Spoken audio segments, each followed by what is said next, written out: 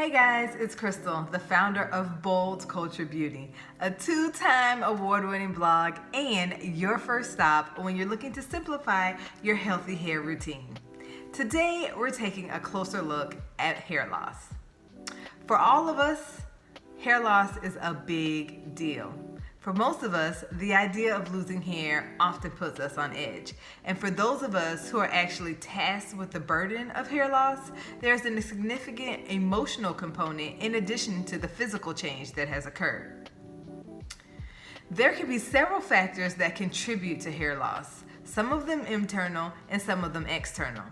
And while healthy hair practices and being intentional can help in either case, it is always important to know the cause of your hair loss so that you can be more effective at appropriately addressing and preparing for any changes that may occur. So today, grab a pen and grab a friend because we are going to take a closer look at hair loss and some of its most common causes.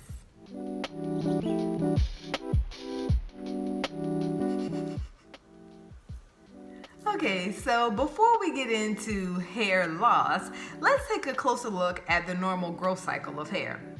On average, the normal growth cycle of hair will repeat itself every 4 to 5 years. This growth cycle is divided into 3 phases.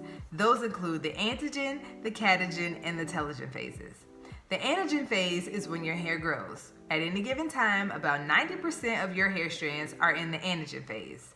The longer your hair stays in the anagen phase, the longer in length that hair will grow.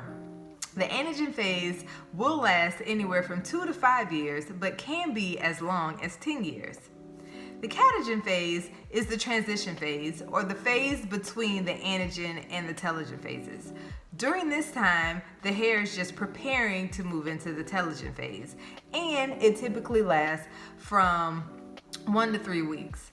And at any given time, only about less than 1% of your hair is in this phase. The final phase is the telogen phase, or the resting phase. Your hair will stay in this phase until it either sheds on its own or is pushed out by a new hair strand.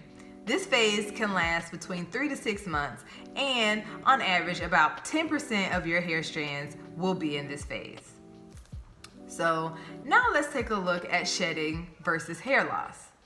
So we all lose hair strands on a daily basis. Genetics, hair care practices, the density and texture of our hair can all have an effect on how much hair that we will lose. But remember, our hair is continuously moving through the hair growth phase, so any hair loss while our hair is moving through those different phases is considered normal shedding. And the beauty is that that hair is immediately replaced by a new hair growing in its place. Abnormal hair loss that is not caused by shedding is known as alopecia. Abnormal hair loss is usually more frequent in men than women, but the effects can be equally devastating. There could be several causes, both internal and external, that affect or contribute to abnormal hair loss, and we're going to take a closer look at some of those causes. All right, so we're going to take a closer look at some of the most common causes of alopecia. Alopecia areata is an autoimmune disease that usually results in the falling out of hair in patches. It can be sudden or progressive and is usually characterized by a complete loss of scalp hair, which is alopecia totalis, or the loss of scalp hair, facial hair, and hair that grows anywhere on the body, which is alopecia universalis.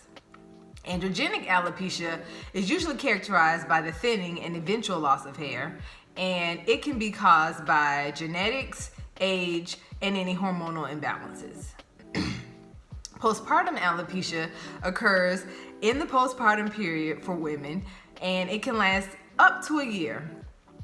Usually with postpartum alopecia, that hair will be replaced after the postpartum period is over. And then there's traction alopecia. This can be caused by excessive friction of tightness or of hairstyles, typically wigs, braids, or ponytails, or any excessive friction at the hairline. So when should you see a professional? Any significant loss of hair is cause for concern. If you notice excessive thinning of your hair, excessive loss of hair, and any loss of hair that is not replaced, or if you feel like you have a problem with alopecia, it is important that you seek professional help. Healthcare professionals will be able to better address and diagnose any issues that you may be having, and can also prescribe treatments that will help counteract the effects of alopecia, or at the very least slow the progression of hair loss. Now, I know that this brief summary of hair loss versus shedding cannot treat or diagnose any particular issues, but it can equip you with the knowledge to make informed decisions concerning your hair care. So I hope that this was helpful, and I hope that you can use this information to help either soothe some concerns or point you in the direction of seeking further professional help. Guys, as always, thank you so much for tuning into my channel. Don't forget to like, share, and subscribe. At Bold Kulture Beauty, it is our mission to empower you to feel beautiful and be confident, knowing that you have the tools you need to be successful on your natural hair journey. Y'all, for more information on tips to simplify your hair care routine, or for more helpful information on how to incorporate healthy hair practices into your natural hair journey, make sure you visit us at boldkulture.com. We would love to assist you on your healthy hair journey. And until next week, make sure you go boldly.